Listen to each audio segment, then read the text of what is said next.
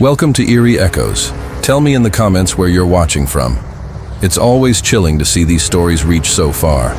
And if you enjoy true horror, subscribing is the best way to support the channel and make sure you never miss the next nightmare at sea. Cruise ships promise rest and escape, days of sun, food, and open ocean. But once the halls fall silent at night, some passengers discover things they were never meant to see.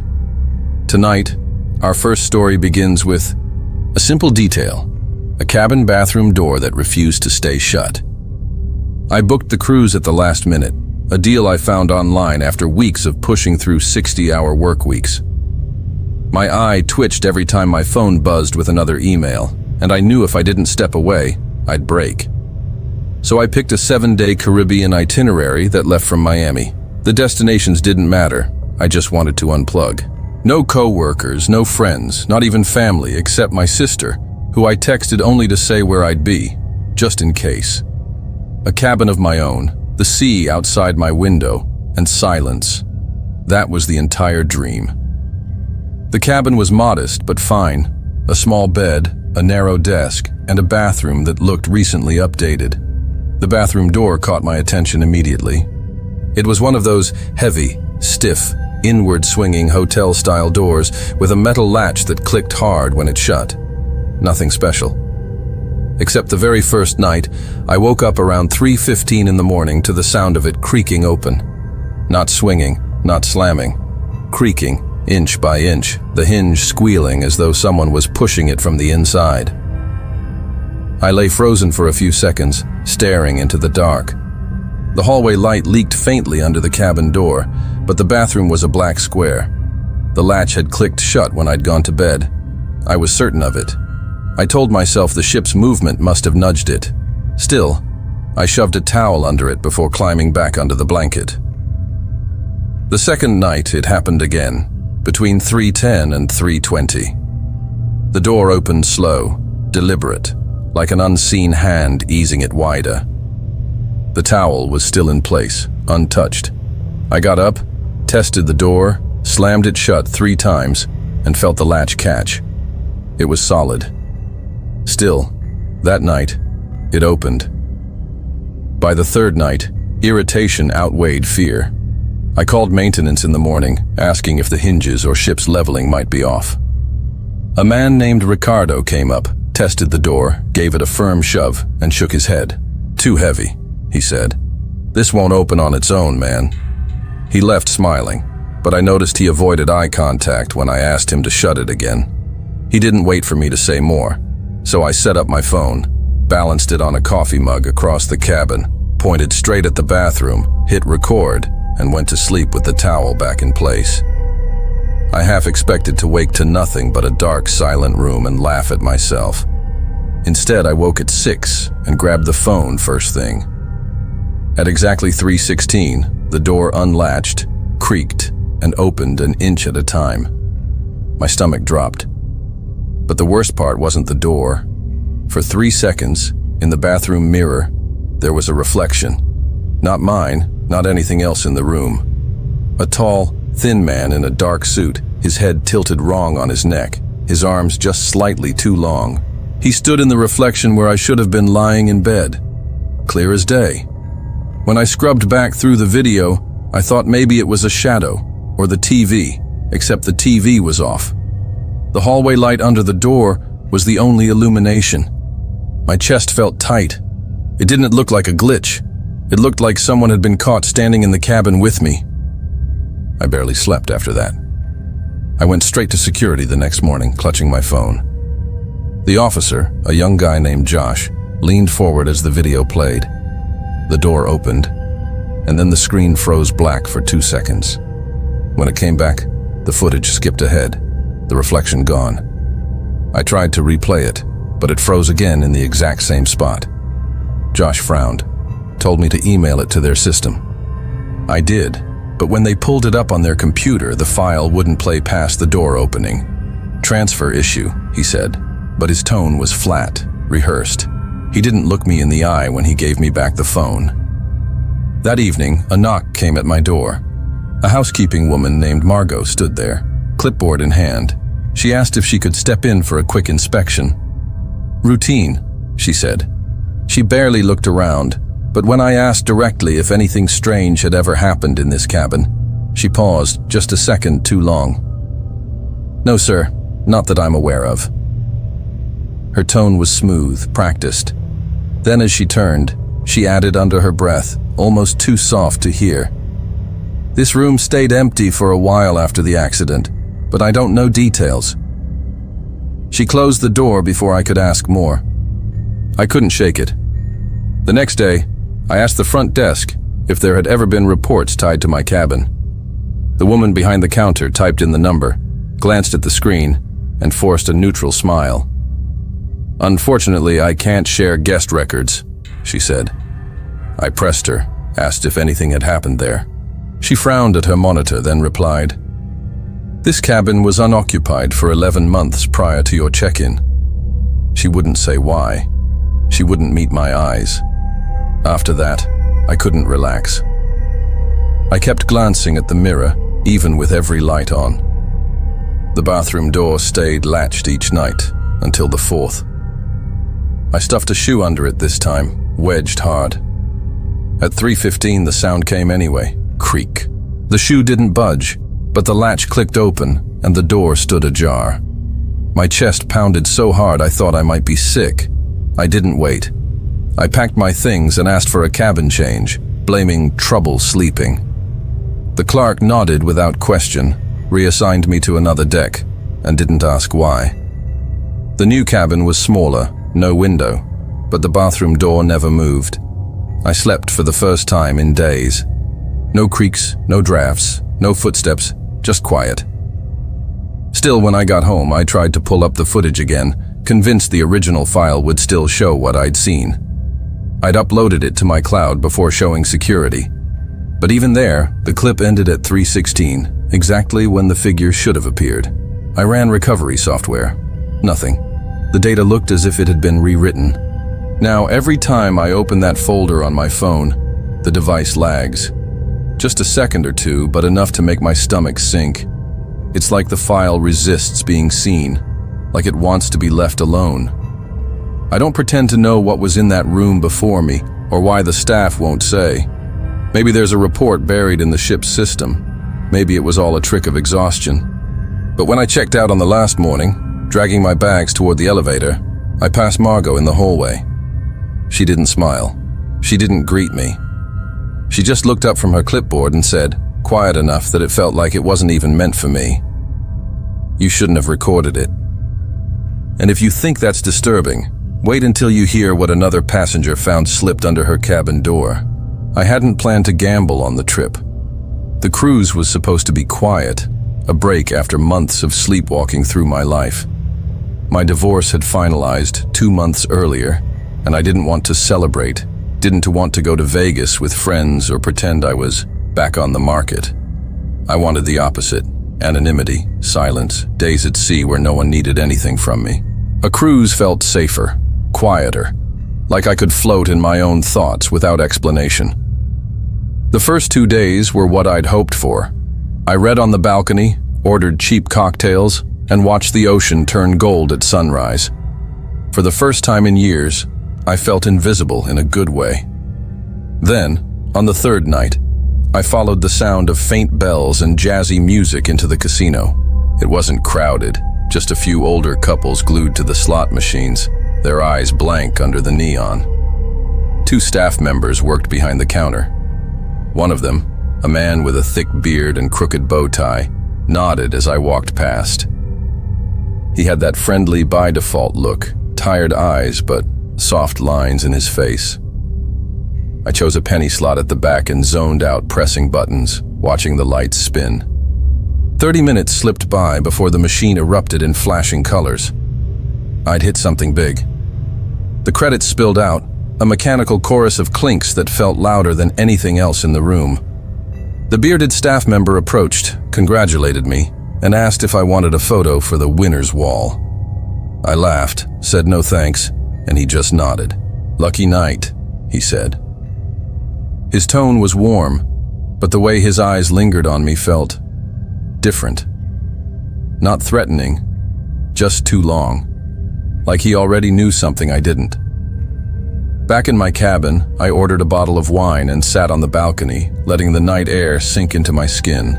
The curtains were half open when I changed for bed, and for once it felt good not to think about anyone watching me. The TV hummed in the background as I drifted off. Nothing unusual, nothing out of place. The next morning I found the envelope. Plain white, no writing, slid under my door. My first thought was that it was some promotional flyer or maybe a receipt. But when I opened it, a single photo slipped into my hand, and my chest seized. It was me, in the cabin, undressing. The photo caught me halfway out of my bra, the curtain half open, the TV flickering behind me. The angle was high, like it came from the corner of the ceiling. The image was crisp, lit with the exact yellow glow of my bedside lamp. I stared at it so long my vision blurred, as though if I blinked it would change into something else. I tore through the cabin searching for a hidden camera, behind the mirror, under the desk, inside the smoke detector. And then I saw it. A small black dome in the far corner of the ceiling. I had noticed it when I first checked in, assumed it was some maintenance sensor or air monitor. But now I saw it differently. The faintest red ring glowed around its lens. My throat went dry. I dressed quickly, stuffed the photo into my purse, and marched down to guest services. The woman at the counter smiled politely, asking if she could help with a charge or a towel request. I leaned in and said, "There's a camera in my cabin, a working camera. Someone slipped me this photo." Her smile faltered for only a split second. Then she straightened, said the domes weren't active, couldn't record, and that perhaps I was mistaken. I held up the photo. That's when she froze. Not with surprise, but calculation. She excused herself, disappeared into a back office. When she returned, a man in a dark blazer was with her. He introduced himself as Eric, part of security, and asked if I could step into a side room to clarify the situation. The office was windowless and freezing. Eric sat across from me with a corporate half-smile that didn't touch his eyes. I placed the photo on the table. He didn't touch it, just studied it for too long. Then he asked when I'd found it, what time I'd gone to bed, if I'd had anyone in the room with me. That last question made my stomach twist. "Are there cameras in these cabins or not?" I demanded. He didn't answer. Instead, he stood, walked to a cabinet, and pulled out a gray folder. When he laid it down, my hands shook. Inside were 6 more photos, all women, all in different cabins. One brushing her teeth, another crying into a towel, one asleep, her bra strap showing. None of them were posed, none of them new. Eric finally spoke, his voice low, rehearsed. There had been a recent technical issue with internal systems. A few feeds had been rerouted, recorded instead of monitored. "It's been resolved," he said. "Legal steps are being taken." But everything about his tone screamed damage control. I asked if the bearded casino attendant was involved. Eric didn't confirm, but his eyes shifted, and that was enough. Then he slid a form across the table. "For your privacy," he said. It was an NDA. In exchange, I'd receive a full refund and a credit toward another cruise.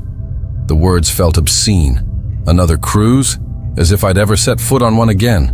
I signed because I wanted out. My hands trembled so hard the pen scratched across the page. I flew home the next morning. For weeks after, I unplugged every device in my apartment, drew my curtains tight, scanned ceilings for domes. My therapist called it situational paranoia. But paranoia implies there isn't someone really watching. I knew there had been. The photo was proof. I still have it, folded in half, locked away in a drawer. Not because I want to keep it, but because I'm afraid of forgetting. Afraid that if I let it go, I'll trick myself into believing it never happened. The cruise line tried to erase it with paperwork and apologies, but the truth lingers every time I see a dark dome in the corner of a ceiling. We all think we're safe in those private rituals, undressing, crying, just existing alone in a room. That cruise taught me how thin the walls really are. Somewhere out there, someone still has those files, those frozen moments when I thought I was unseen. And sometimes, in the silence of my apartment, I swear I feel that same too long stare from the casino man's eyes, as if he's still watching. But the woman in our next story did not need a camera to know she was being watched. She heard it every night in the hallway outside her door. Every night after 2 a.m., the sound of heels clicked down the empty hallway and always stopped right at our door. The cabin was tucked at the very end of a quiet hallway. My mom and I thought it was perfect when we boarded. No foot traffic, no kids running past in the middle of the night, just silence. The only other door nearby was marked crew only, a locked stairwell, the kind guests weren't supposed to use. It felt safe, private. I remember saying it was the best spot on the ship. The first 2 nights were uneventful. We'd have dinner, maybe a drink, then collapse into bed, the hum of the engines rocking us to sleep. But on the 3rd night, I woke to a sound that didn't belong. Footsteps. Not the heavy clomp of sneakers or the shuffle of flip-flops. Heels, sharp, deliberate, measured clicks. They echoed faintly down the long hallway, each one spaced perfectly apart, drawing closer. I held my breath, waiting for them to pass. But they didn't. They stopped right in front of our door. The silence that followed was heavier than the footsteps had been. I waited for a knock. Nothing. When I finally gathered the nerve to peek through the peephole, the corridor was empty, lit only by the weak yellow glow of the sconces. The next night, it happened again. This time I woke up before the sound started, my chest tight, my body braced, as if I'd learned to anticipate it. At a few minutes past 2, the clicking heels returned, steady as a metronome, stopping again at our door. My mom slept through it, her soft snores mixing with the low hum of the ship. I stayed frozen until the sound stopped. When I checked the peephole, again, nothing. By the 4th night, I was restless. I stayed awake on purpose, sitting in bed with the lights off, phone in hand. Right on cue, the footsteps came. They reached the door, then stopped. I jumped up, pressed my eye to the peephole. The corridor stretched out, empty as always. Yet the sound had been too real, too close. My hand shook on the doorknob. I almost opened it, but something in me held back. On the 5th night, I didn't hesitate. The second the footsteps reached the door, I yanked it open. The hallway was empty, except at the far end, just before the crew stairwell door swung shut. I caught a glimpse. A woman turning the corner. She wore a long navy blue skirt, a stiff collared blouse, and a small cap pinned neatly to her dark hair. Her stride was smooth, too smooth, almost gliding. The sound of heels had stopped, but the image of her walking away seared into me. When I told my mom in the morning, she laughed it off, said I'd been dreaming, but I couldn't stop replaying it in my head. The uniform didn't match anything the crew wore. It looked vintage, like something from an old advertisement. Out of curiosity, I searched cruise line uniforms on my phone. The closest match was a photo from the late 80s, a now defunct cruise company. Not identical, but eerily similar. I brought it up casually to a staff member near the dining hall that afternoon. He frowned when I asked about the stairwell by our cabin. "That one hasn't been used in years," he said. "Leads to service routes that were sealed off during a remodel." My stomach dropped. I had seen her push that door closed. It was still in use. That night, I couldn't bring myself to sleep. I kept picturing the way she moved. Rigid, deliberate, like each step had a purpose beyond walking. And the uniform, outdated and immaculate. I began to wonder if I was the only one seeing her.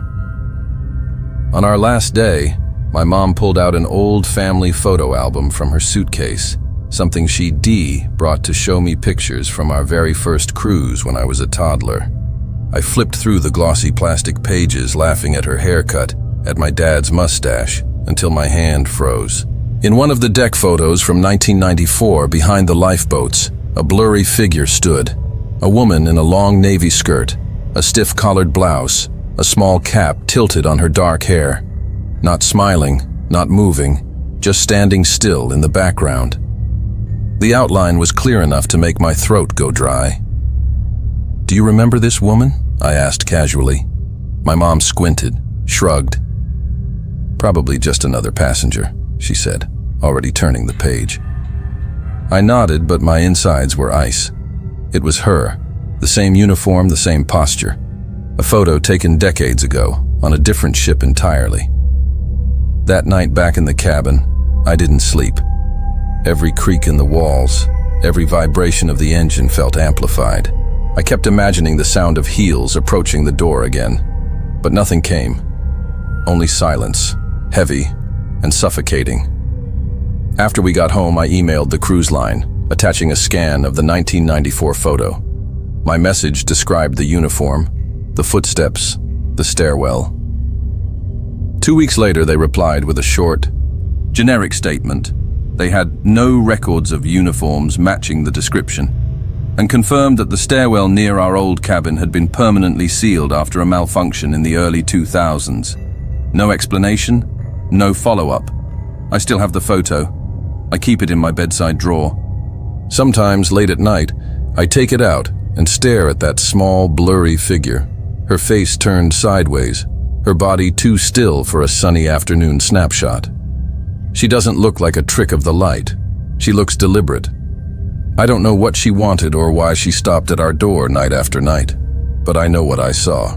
And sometimes, when I wake in the dark and feel my chest tighten, I wonder if she knew I saw her too, like maybe, for whatever reason, I was supposed to.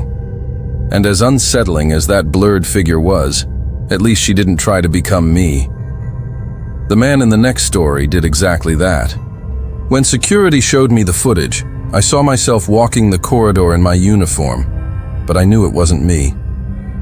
I started working night shifts on cruise ships about a year after my marriage collapsed. My ex-wife left, and suddenly I had joint custody of my 6-year-old son, Ethan, every other week. The arrangement wasn't ideal, but the paycheck mattered more than pride. My sister watched him when I was gone, and I told myself the sacrifice would pay off in time. Night shifts were brutal.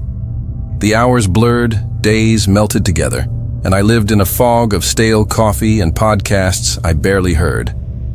My job was simple: mop endless corridors, empty trash bins, keep out of the way of drunk passengers. There's a silence that settles over a cruise ship after midnight.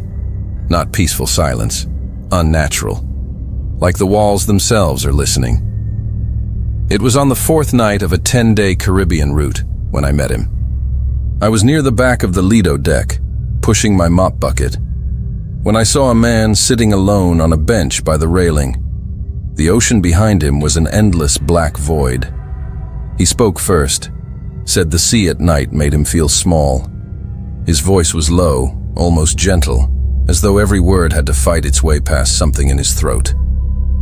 He introduced himself as Drew, pale, thin, early 40s maybe, with dark circles under his eyes, like he hadn't slept in days. He said he was a freelance writer, working on a book about isolation at sea. He asked about my job, how long I'd been on ships.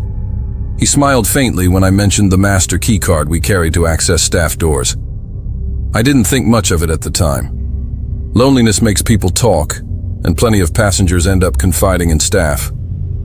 I saw him again the next night. Same bench, same spot, staring out at the waves. We talked a little more, nothing heavy, just ship schedules, his so-called writing project. His questions were specific though, too specific. He wanted to know when my shift started, which doors the master badge opened, how often security patrolled the lower decks. I laughed it off, told him my badge was the only perk of the job. He smiled at that. A strange smile, too tight, like he was holding something back. 2 nights later, he wasn't there. Or the next night. I figured he'd left at the last port. That evening, when I went to change before my shift, my stomach dropped. My locker was slightly open. I always double-check my lock. Always. Inside, my jacket was missing. So was my badge, the master one. My hand shook as I pulled the door wider, hoping I'd misplaced it. But it was gone. I went to security immediately.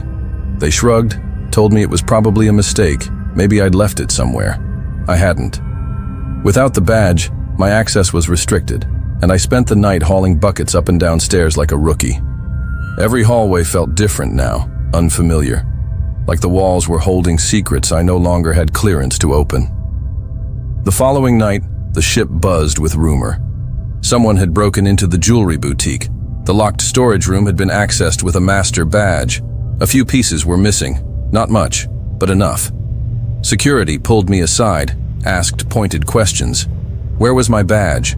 Had I loaned my uniform to anyone? I told them it was stolen. They exchanged looks like they'd heard that excuse before. They promised to review footage. The way they said it made me feel like I was already guilty. 2 nights later, things escalated. Someone tried to access the engine room. The master badge worked on the first door but failed on the second. Security arrived before the intruder could get in. He fled. That's when they finally dragged me into the surveillance room. The head of security queued up the footage. Grainy black and white hallway video. A tall man in a janitor's uniform walked down the corridor like he belonged there. My uniform, my badge clipped neatly to the front. He moved with a steady confidence, glancing around just once before facing the camera. And my blood ran cold. It was Drew. He had shaved, combed his hair differently, but it was him. For a split second, it looked like I was watching myself. Same build, same walk, same uniform. If I hadn't known him, I would have sworn it was me. "That's not me," I whispered. My throat was tight. The guard froze the footage. The image was blurry but unmistakable. The head of security turned to me and said, "He's not in the system. No booking, no ID, no room." None of it made sense. Drew had shown me a room key. We'd spoken for hours. But now there was no record he'd ever been on board. His cabin was supposedly empty. The ship docked in Puerto Rico the next morning. Security swept the entire vessel. They searched cabins, checked manifests, cross-referenced logs. Nothing. Drew was gone. His supposed cabin was spotless. Bed made, no luggage, no sign of anyone ever staying there. Just an empty mug on the balcony table and a folded towel on the bed as if he'd checked out politely. I should have felt relief. Instead, I felt hollow. He had worn my uniform, carried my badge, walked in my skin. For a few nights, he had been me. When my contract ended and I got back to Florida, I thought I could leave it behind. But weeks later, a letter arrived from the DMV. My license had been suspended due to a DUI arrest in Oregon. I had never been to Oregon. I called the number. They read back my name, my date of birth, my social security number. My stomach clenched. I contacted the sheriff's office in that county. They confirmed someone had been arrested under my identity. The mugshot was grainy, low light, but the face was close enough to make me nauseous. It looked like Drew, or me, or both. Clearing it up took months. Lawyers, notarized letters, endless phone calls. My credit was wrecked, my taxes delayed, my clearance for ship work temporarily revoked. Everywhere I turned, Drew's shadow trailed me. He had slipped into my life like it was a costume, worn it for a while, then discarded it without a trace. Even now, I wonder how much he studied me before he tried it. Every conversation we'd had feels like an interrogation in hindsight. The way he tilted his head, the way he smiled when I mentioned the badge, like he was memorizing me, practicing. I still work cruise ships sometimes, but I switch companies often. I keep my badge on a chain under my uniform. I check my locker 3 times a shift. None of it helps me shake the feeling that he's still out there, boarding another ship, watching another worker, waiting to slip into someone else's skin. I haven't seen him since Puerto Rico.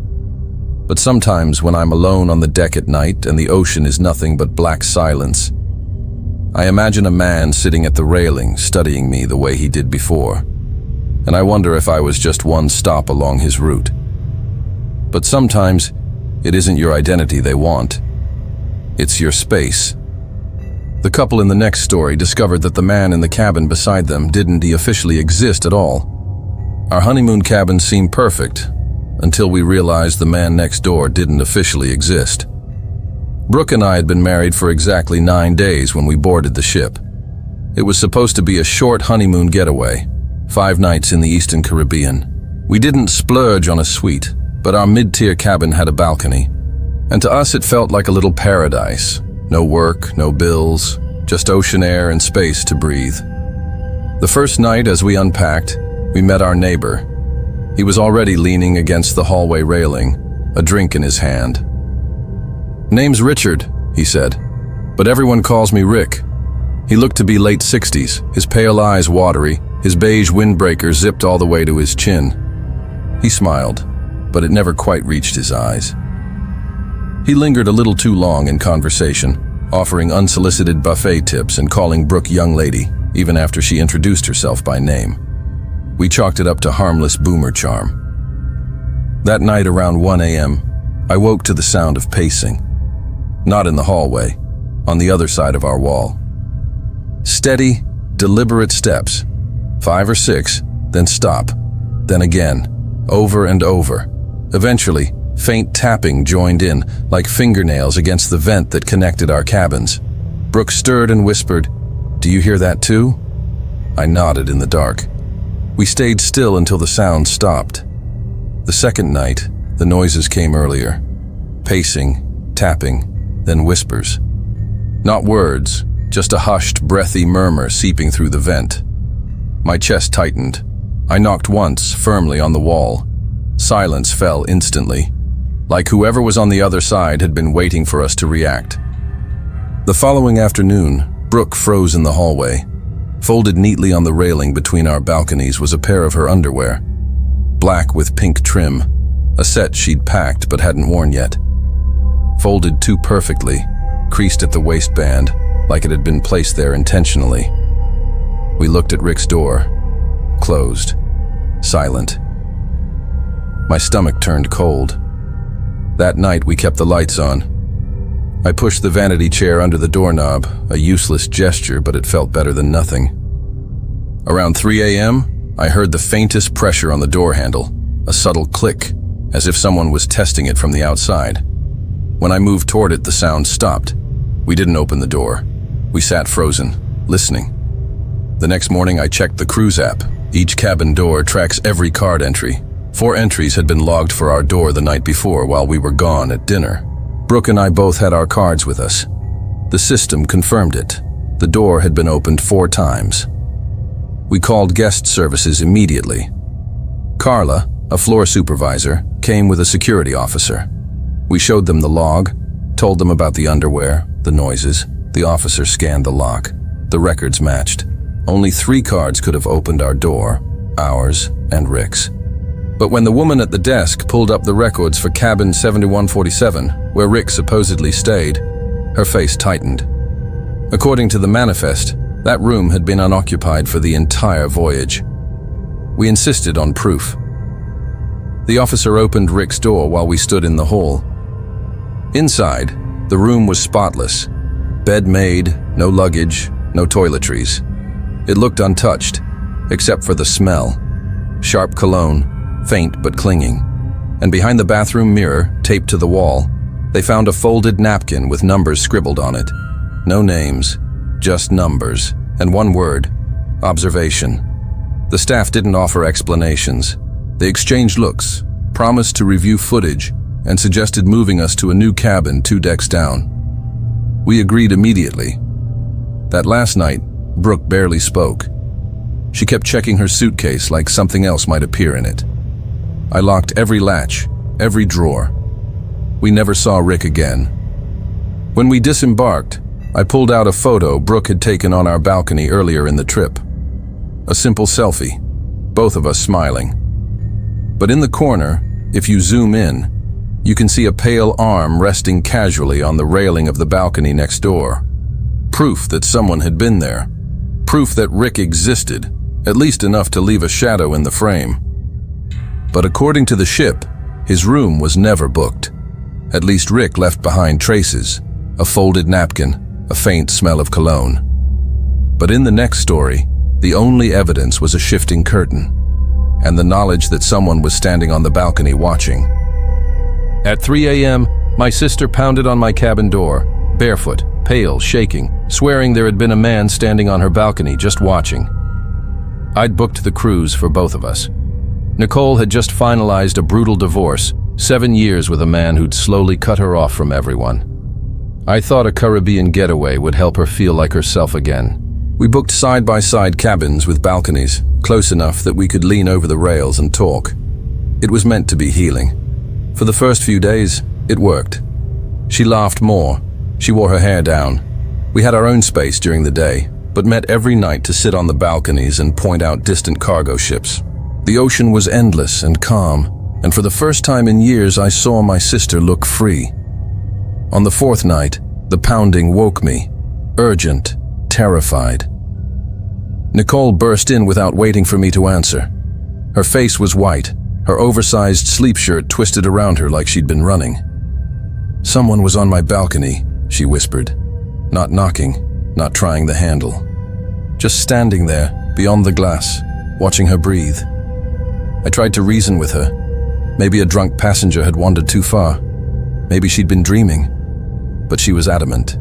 She'd heard the scuff of shoes on tile, rubber soles dragging across the balcony floor. I walked back with her, checked everything. The glass door was locked from the inside. No one there.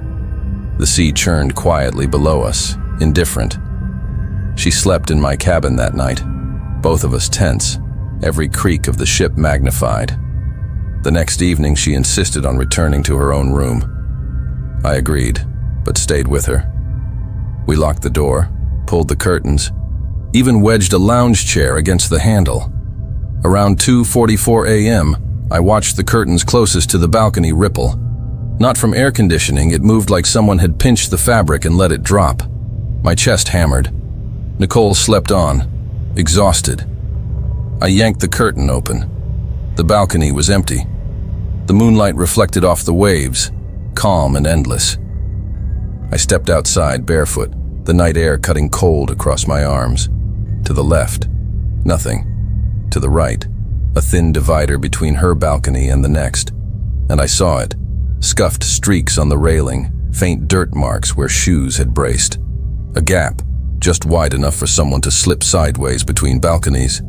The cabin next to hers had been dark all week. Curtains drawn, no movement, no signs of life. I stared at that divider until my skin crawled. Whoever had been out there hadn't needed access from inside.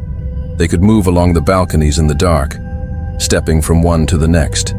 No keycard, no log, nothing but silence. In the morning, I reported everything to guest services. The woman behind the counter kept her smile, but when I described the scuff marks, her fingers froze over the keyboard. Hours later, security called me in. They showed me hallway footage from Nicole's floor. Nothing unusual, just us, no one else. Then they pulled up the cabin records for the room beside hers. It had been unoccupied the entire voyage. No check-in, no housekeeping, flagged for maintenance and sealed. That didn't make sense. I'd seen the marks. Nicole had seen the figure, twice. And now the logs told us no one should have been there at all. That night, Nicole and I packed early, kept both balcony doors locked, the lights on. Every creak felt like a warning. We disembarked 2 days later, both of us too wired to enjoy the rest of the trip. Months later, I asked her if she remembered that night, the breathless way she said, "He was just watching." She nodded slowly, her eyes distant. Then she said something that stuck with me ever since. He didn't want in. He wanted to be seen. If these stories kept you on edge tonight, there are plenty more waiting just beyond the waves. Don't forget to subscribe. It helps more than you know, and it makes sure you'll never miss the next nightmare at sea.